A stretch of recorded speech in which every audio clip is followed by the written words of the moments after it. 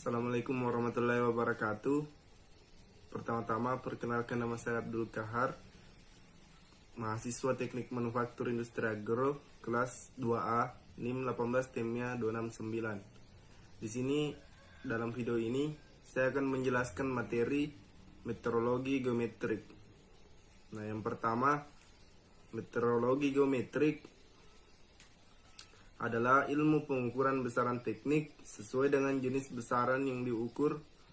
Maka meteorologi geometrik hanya berkaitan dengan besaran yang panjang, berkaitan dengan kualitas geometrik komponen mesin atau peralatan. Meteorologi geometrik ini berfungsi sebagai cara untuk mengukur apakah karakter atau sifat geometrik masih memenuhi spesifikasi geometrik acuan yang berupa toleransi geometrik sesuai dengan bentuk, geometri, dan ukuran dari daerah toleransi yang diimajinasikan. Maka perlu dipilih cara, metode, dan alat ukur yang cocok sesuai dengan kebutuhan. Meteorologi geometrik berkembang sesuai dengan kemajuan pembangunan dan peningkatan kualitas dari berbagai mesin dan peralatan. Meskipun demikian, perlu disadari bahwa setiap proses pengukuran pun serupa dengan proses bahwa pembuatan tidak lepas dari kemungkinan kesalahan. Oleh sebab itu, pemahaman atas ilmu dan teknologi meteorologi ini merupakan salah satu kunci untuk memajukan industri permesinan pada khususnya dan industri mesin dan peralatan pabrik pada umumnya. Meteorologi geometrik yang berkaitan dengan permasalahan pengukuran aspek geometri bagi suatu benda ukur yang meliputi dimensi, bentuk, cara, dan kekasaran permukaan, fitur geometri, dimensi, bentuk, posisi, dan kekasaran permukaan. Sementara itu, secara internasional dikenal dua istilah sebagai istilah alternatif untuk istilah meteorologi geometrik, yaitu dimensional meteorologi, meteorologi dimensi, hanya satu aspek geometri yang ukuran, atau dimensi meteorologi industri. Meteorologi industri bisa dipilih bila ingin industri pemakaiannya yaitu industri mesin dan peralatan pabrik, di mana komponen mesin dan peralatan dengan ciri ketelitian geometrik dirancang dan dibuat direkayasa. Bila ini pun dapat dipakai bila ingin tanggung jawab oleh industri yang memanfaatkannya. Sementara meteorologi legal, aspek hukum untuk melindungi konsumen dari alat ukur dalam perdagangan.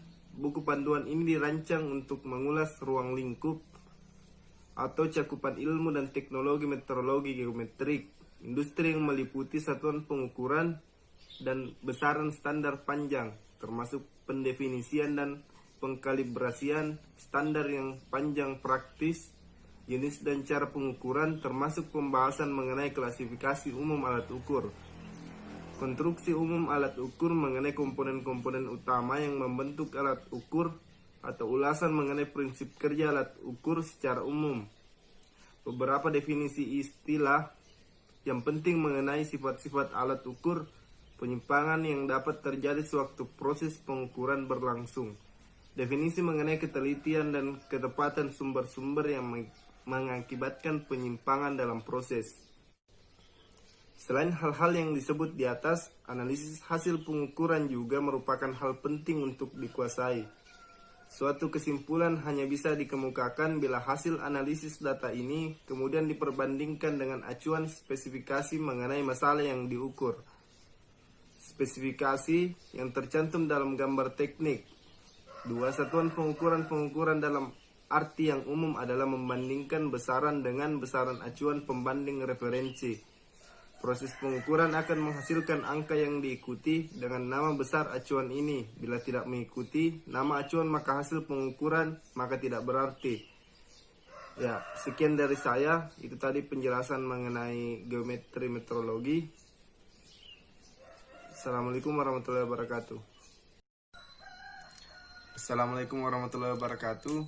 Perkenalkan, nama saya Abdul Kahar, mahasiswa Teknik Manufaktur Industri Agro NIM 18 TEMIA 269 kelas 2A.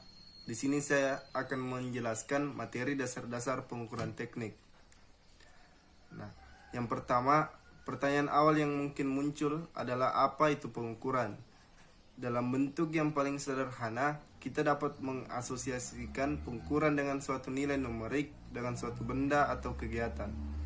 kita dapat mengartikan nilai tersebut sebagai besaran dari suatu kuantitas atau pengenal yang dimiliki oleh benda atau kegiatan. Benda, suatu standar atau satuan pengukuran panjang, dimensi, kapasitas, dan lain-lain dari segala sesuatu, khususnya seperti yang ditentukan berdasarkan suatu standar.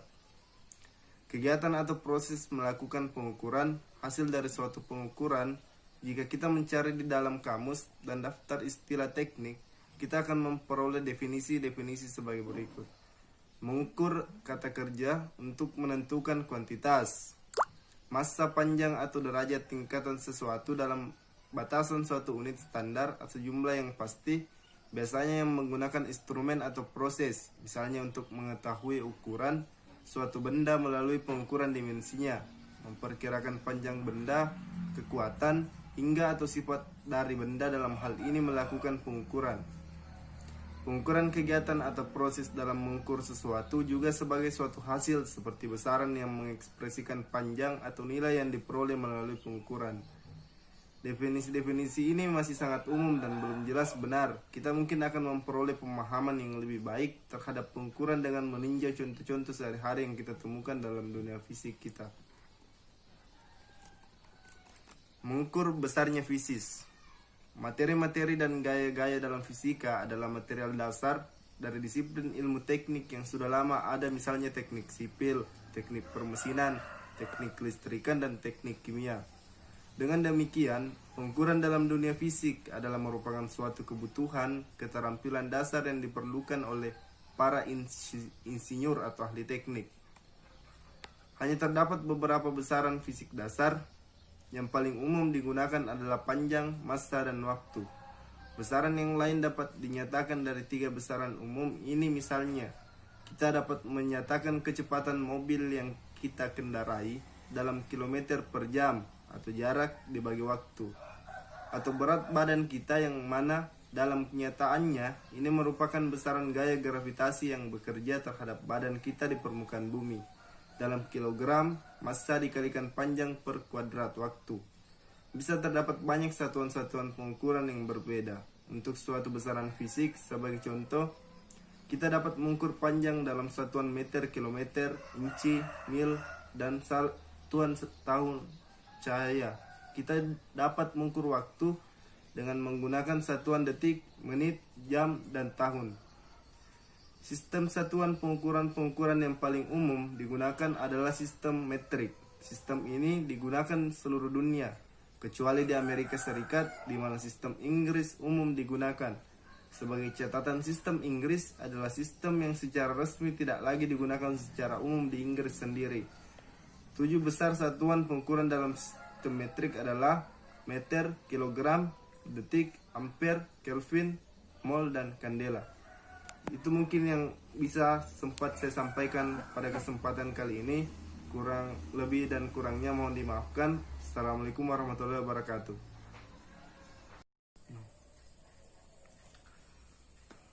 Assalamualaikum warahmatullahi wabarakatuh. Sebelum saya memulai menjelaskan materi, perkenalkan, nama saya Abdul Kahar, mahasiswa Teknik Manufaktur Industri Agro dengan NIM 18 TEMIA 269. Di sini saya akan memaparkan atau menjelaskan materi dari pengukuran teknik, yaitu konstruksi umum alat ukur. Nah, yang pertama, konstruksi umum alat ukur ada beberapa. Yang nomor 1 itu sensor, yang kedua pengubah, yang ketiga penunjuk dan pencatat, dan keempat pengolah data dan pengukuran.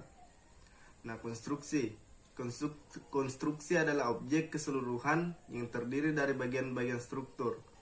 Yang membedakan suatu alat ukur satu dengan yang lainnya adalah konstruksinya. Komponen utama yang membentuk suatu alat ukur, yang pertama tadi sensor. Sensor adalah peraba dari alat ukur, yaitu yang menghubungkan alat ukur dengan benda ukur. Ujung-ujung kontak dan mikrometer, kedua lengan dari mister, jarum dari alat ukur, kekasaran permukaan adalah merupakan contoh dari sensor mekanis. Sistem lensa adalah merupakan sensor dari alat ukur optis, suatu poros dengan lubang-lubang kecil melalui mana udara tekanan mengalur keluar adalah suatu contoh dari sensor pneumatis. Yang kedua, pengubah. Pengubah adalah bagian yang terpenting dari alat ukur, melalui mana isyarat dari sensor diteruskan, diubah atau diolah terlebih dahulu sebelum diteruskan ke bagian lain dan alat ukur. Pada bagian inilah diterapkan bermacam-macam prinsip kerja, mulai dari prinsip kinematis, optis, elektris, pneumatis, sampai pada sistem gabungan yang kesemuanya ini pada dasarnya adalah bertujuan untuk memperbesar dan memperjelas perbedaan yang kecil dari geometri suatu objek ukur.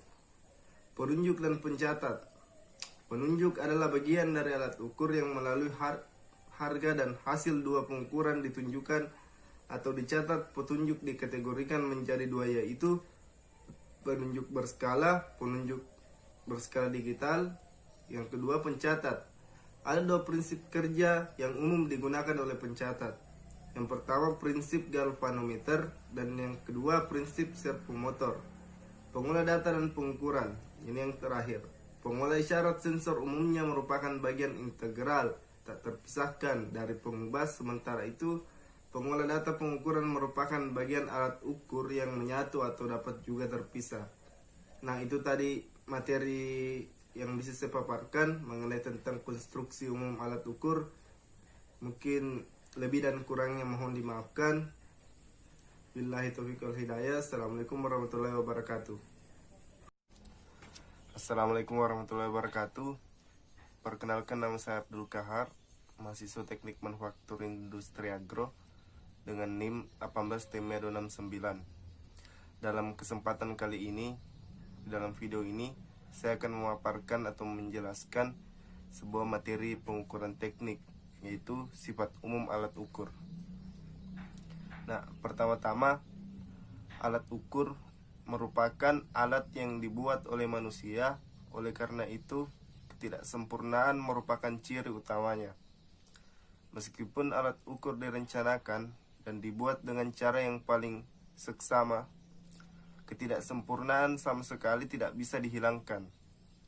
Oleh karena itu, justru dalam kendala ketidaksempurnaan, alat ukur sering dianggap sebagai cukup baik untuk digunakan dalam suatu proses pengukuran, asalkan penggunaan memahami keterbatasannya.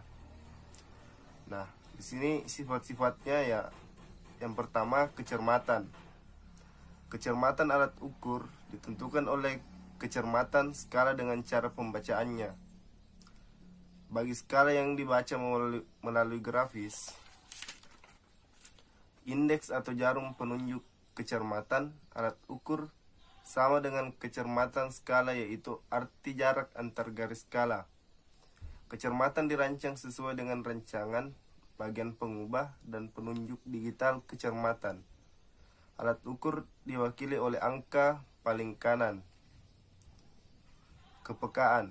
Setiap alat ukur mempunyai suatu kepekaan tertentu, yaitu kemampuan alat ukur untuk merasakan suatu perbedaan yang relatif kecil dari harga yang diukur. Nah, kemudian kemudahan membaca.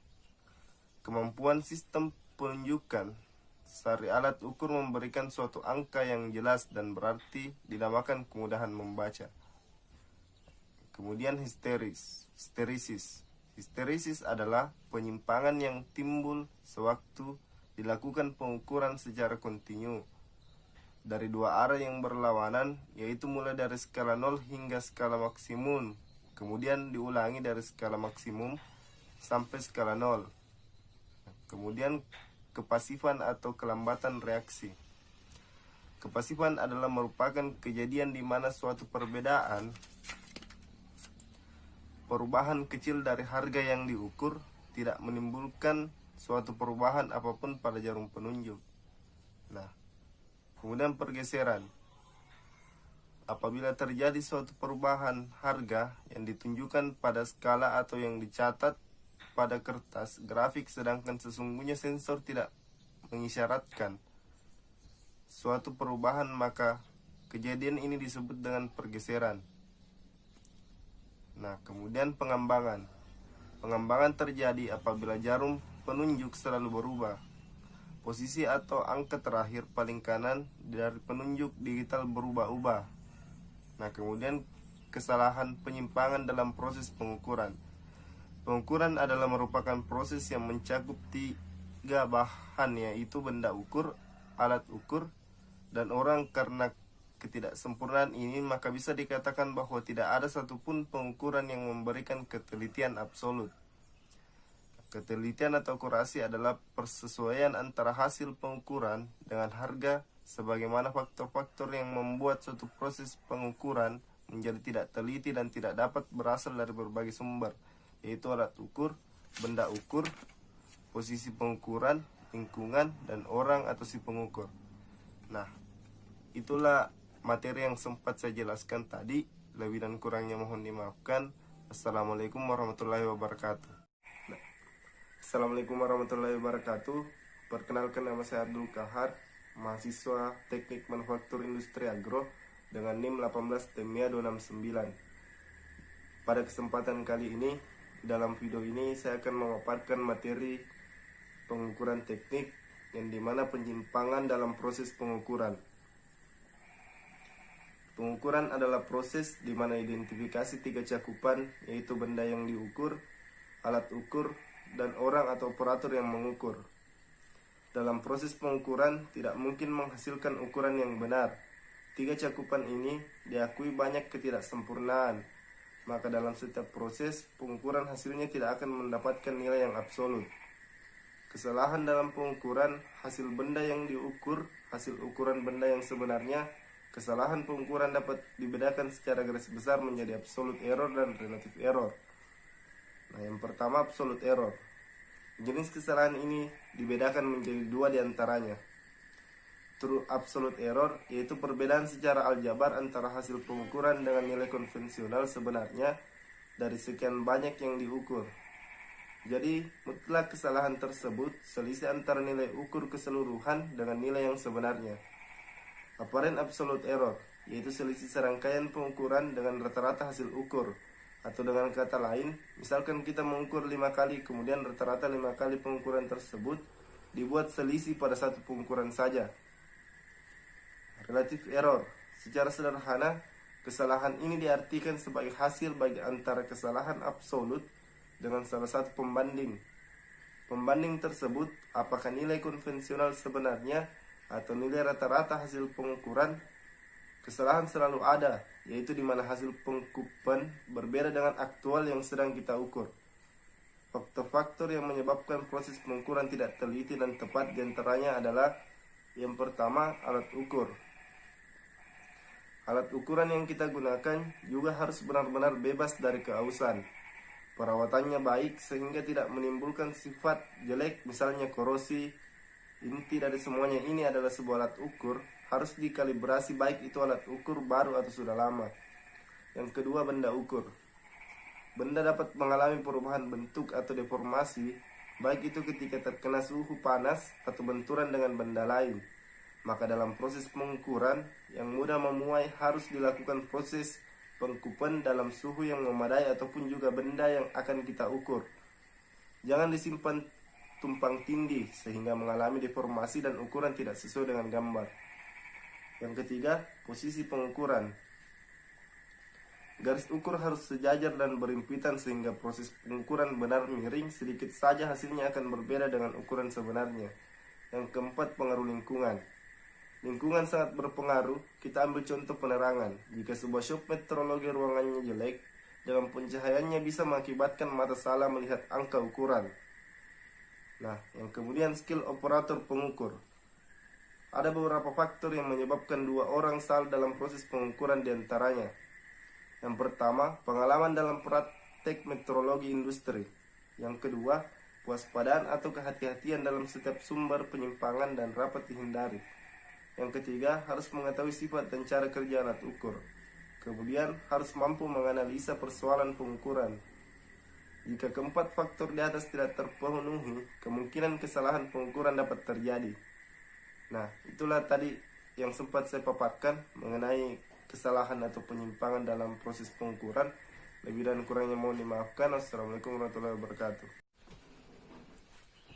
Assalamualaikum warahmatullahi wabarakatuh. Perkenalkan, nama saya Abdul Kahar, mahasiswa Teknik Manufaktur Industri Agro dengan NIM 18 TMA 269. Di sini saya akan, pada kesempatan kali ini, di dalam video ini saya akan memaparkan atau menjelaskan materi pengukuran, yang dimana pengukuran langsung dan tidak langsung. Pengukuran adalah membandingkan sesuatu, besaran yang diukur dengan alat ukur yang biasanya digunakan untuk mengukur. Pengukuran ada dua jenis, yaitu pengukuran langsung, yaitu pengukuran yang langsung menggunakan alat ukurnya dan hasil pengukuran dapat langsung diketahui. Keunggulannya yaitu proses pengukuran langsung dapat lebih cepat selesai. Namun penggunaannya dibatasi karena ketelitian atau kecermatan yang agak kurang. Banyak kendala untuk mengukur objek langsung di lapangan karena tidak praktis, tidak cocok dengan toleransi objek ukur. Contoh, pengukuran langsung yaitu pengukuran tebal dan panjang dari sebuah logam menggunakan jangka sorong.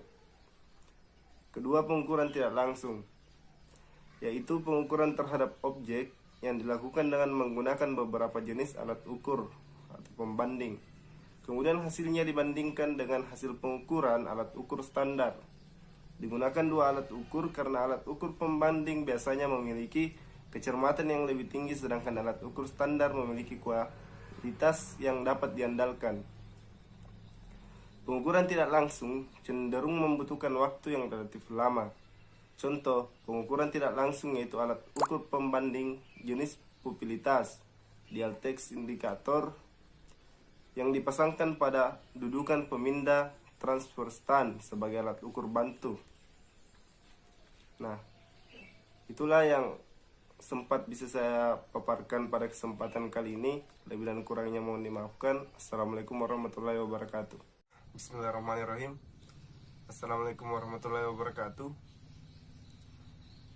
Perkenalkan, nama saya Abdul Kahar, mahasiswa Teknik Manufaktur Industri Agro dengan NIM 18 TMA 269.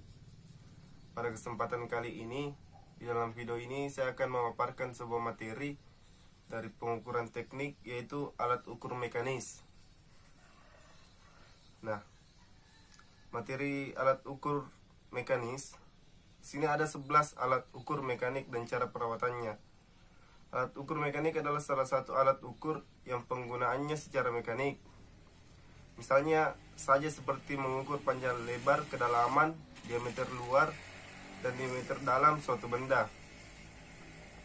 Sebetulnya ada dua jenis alat ukur lainnya, yaitu alat ukur elektrik dan alat ukur pneumatik. Berikut ini adalah macam-macam alat ukur mekanik atau fungsinya. Pertama itu mistar baja. Mistar baja digunakan untuk mengukur panjang, lebar, tinggi, atau kedalaman suatu benda. Mistar baja memiliki tingkat ketelitian hingga 0,5 mm atau 1 mm. Yang kedua, penggaris gulung. Penggaris gulung memiliki fungsi seperti mistar baja, yaitu untuk mengukur panjang benda, hanya saja bahannya terbuat dari pita baja yang digulung. Yang ketiga, busur derajat. Busur derajat juga disebut protraktor, memiliki fungsi untuk mengukur atau memeriksa sudut suatu benda. Yang keempat, vernier caliper. Vernier caliper atau biasa disebut jangka sorong digunakan untuk mengukur tebal atau lebar suatu benda dengan ketelitian mencapai 1/1 mm. Yang kelima, offset caliper. Alat ukur mekanik selanjutnya yaitu offset caliper yang digunakan untuk mengukur diameter luar, memeriksa permukaan luar benda apakah sejajar atau tidak, dan mengukur dimensi luar. Keenam, inside caliper. Inside caliper digunakan untuk mengukur diameter dalam, memeriksa permukaan dalam benda apakah sejajar atau tidak. Yang ketujuh, depth gauge. Depth gauge digunakan untuk mengukur kedalaman suatu lubang. Memiliki komponen baja kecil yang memiliki skala utama dan skala vernier. Yang kedelapan, Phelps spring tester. Phelps spring tester digunakan untuk mengetahui tingkat elastisitas suatu pegas. Saat ini Phelps spring tester tidak hanya berbentuk analog, namun diproduksi dalam bentuk digital. Kesembilan, filler gauge. Filler gauge digunakan untuk mengukur celah antara komponen serta memeriksa keausan antar komponen. Para engineer umumnya menggunakan alat ini untuk mengukur lebar gap. 10. Outside micrometer. Alat satu ini digunakan untuk mengukur diameter luar suatu benda. Alat ini nyatanya memiliki ketelitian lebih tinggi dibandingkan jangka sorong, yaitu mencapai 0,01 mm sampai 0,001 mm. Yang terakhir atau yang ke-11, inside micrometer. Inside micrometer digunakan untuk mengukur diameter dalam suatu benda, memiliki tingkat ketelitian mencapai 0,01 mm hingga 0,001 mm. Sama seperti outside micrometer, alat ini juga terdiri atas beberapa komponen, yaitu spindle, spacer, spindle lock screw, sleeve, dan timbal. Nah, itulah yang sempat saya paparkan. Lebih dan kurangnya mohon dimaafkan. Wassalamualaikum warahmatullahi wabarakatuh.